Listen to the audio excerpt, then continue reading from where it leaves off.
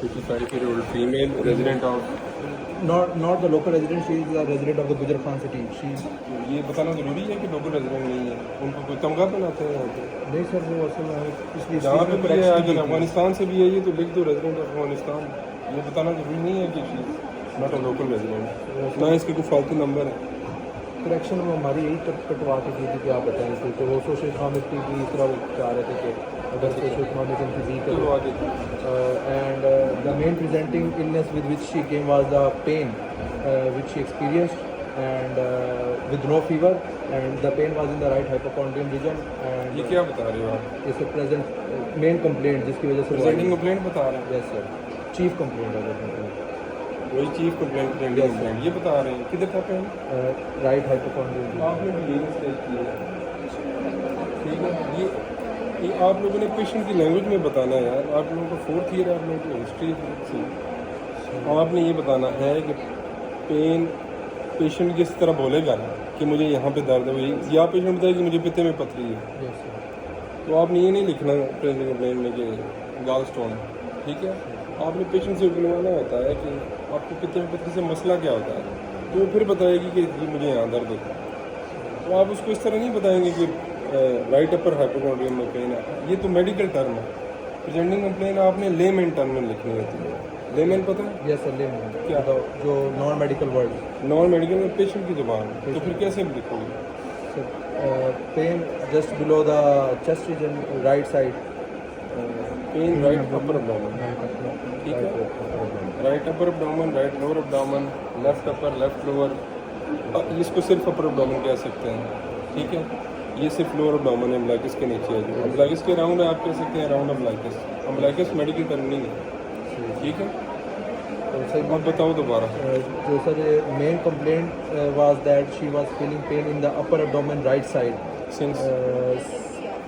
since 5 to 6 years she was experiencing, and it was a chronic case, and the site is the right upper abdomen, and the onset was kind of chronic, experiencing from 5 to 6 years, chronic की use करें। and character chronic was, जो है ना आप diagnosis में use करते हैं।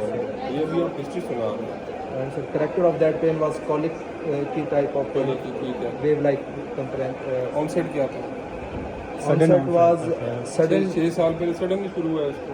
नहीं सर, वो ऑनसेट पे ही मैंने आके तो बताया क्रोनिक कवर्ड इसके, बिकॉज मतलब ग्रेजुअल है, gradual है, yes sir. ठीक है। And the radiation, it was radiating to the back, the pain was radiating to the back, कौन just see back? Right back, left back? in the middle of the back, right behind the gallbladder region, upper directly abdomen. पीछे जा रहा था? Yes sir, directly. इधर से नहीं होके जा रहा? No. तो ये रेफर्ड पेन है। Referred pain, radiating. So other than that, it was radiating. And pain जो है ना मैं बताता हूँ 3 तरह के होते हैं। एक तरह का होता है कि आपका पेन यहाँ से शुरू होता है, yes sir, वही पेन आपका पीछे जाता है, yes sir, इस रेडिएशन है। radiation, एक पेन होता है कि एक यहाँ पे हो रहा है, एक पीछे हो रहा है, yes sir, ये यहाँ हो रहा है और कंधे पे हो रहा है, ये रेफर्ड पेन होता है।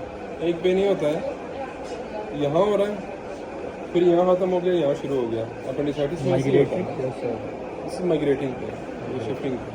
yes sir. तो इसको कौन सा था? So it was radiating. मतलब इसको पूरी जगह पे दर्द था, No, no.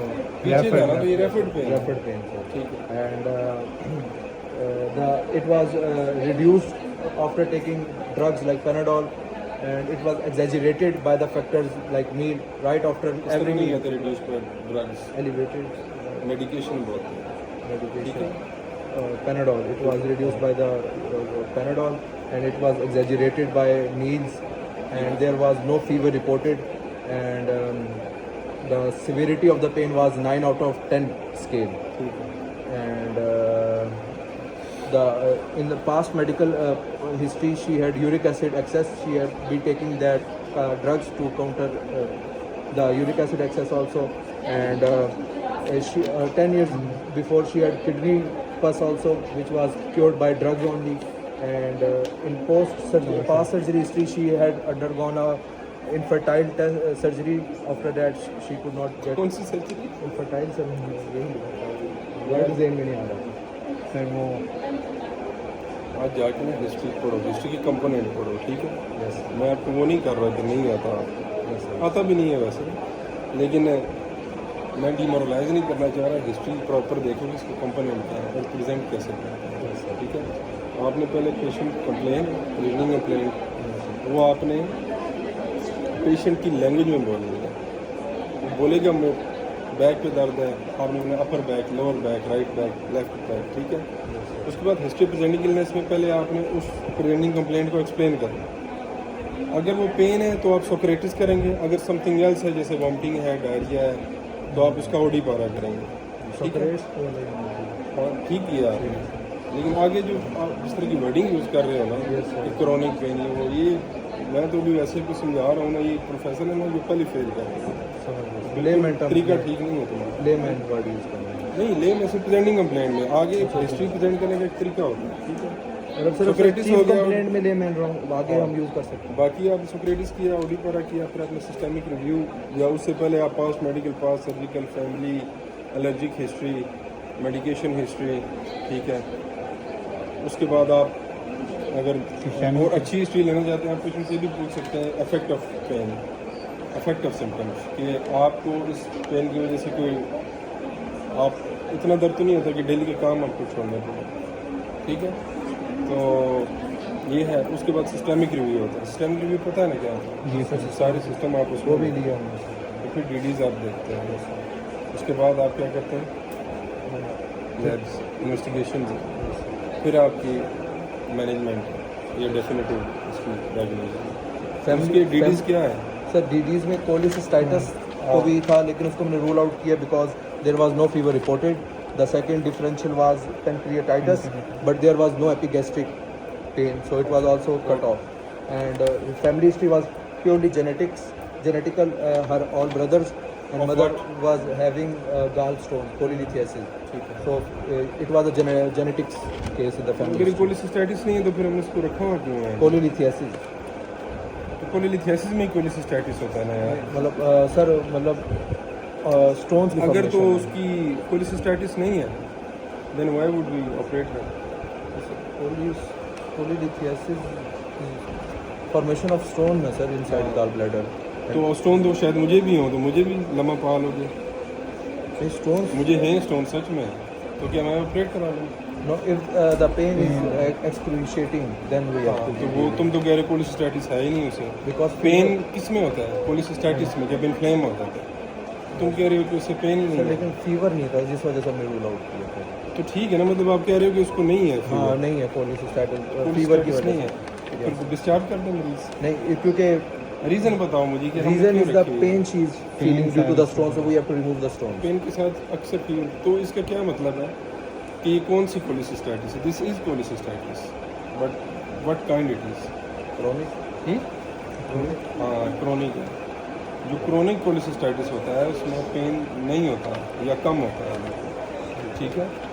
तो एक्यूट गैगुलस कोलिसिस्टाइटिस इज जब विद इन 6 मंथ्स ऑनसेट हो, ठीक है, that is acute. Yes sir. अगर 6 महीने से ऊपर हो जाए तो क्रोनिक होता है। उसमें वो उसको बार बार एडहेशंस बनती हैं, एडीमा हो कि ना, पेशेंट की सेंसिटिविटी टू पेन जो है बहुत कम हो जाती है। Yes sir. अंदर तबाही मची होती है, अंदर इन्फ्लेमेशन होती है, लेकिन पेशेंट को पेन इतना नहीं होता है। बेसिकली इसलिए 6 साल से उसको इशू है, यस सर। ऐसे ही है ना। यस सर बिल्कुल। तो वो क्रोनिक है, उसको इतना पेन नहीं होगा, लेकिन उसको और क्या सिम्टम होंगे? सम टाइम उसको पेन होगा, सम टाइम फीवर होगा, इंडाइजेशन होती है इन पेशेंट्स को, गॉलब्लैडर को है ना इसको। Yes sir. ठीक है, इंडाइजेशन होती है, वो कहते हैं बदहज़मी, ब्लोटिंग हो जाती है, यस सर। इस तरह के मसले हैं। बार बार ये जो एनसेड सिरप है, एनसेड कह रहा हूँ, ये जो स्टमक की सिरप होते हैं, म्यूकेन या गेविस्कॉन वगैरह, ये पीती रहते हैं, गैस्ट्रिक अपसेट होता है। Yes sir. और दूसरा सोशो इकोनॉमिक हिस्ट्री भी ली थी sir. The in socio social economic economic history का कोलिसिस्टाइटिस में इतना रोल नहीं है, अच्छा। ना ही इसका आपके वो उस पे ENTI कि आप वालों ने क्लास हमें कौन वो सी है। करवा के पहले हम नहीं लेते थे, लेकिन वो ENT हो रहा नहीं है। वो आप करो, अच्छा। लेकिन मैं वैसे कह रहा हूँ कि इसमें उसका रोल नहीं सही है। है। इसका रोल है शीज वही 4 F है, फीमेल फैट फर्टाइल 40, ठीक है।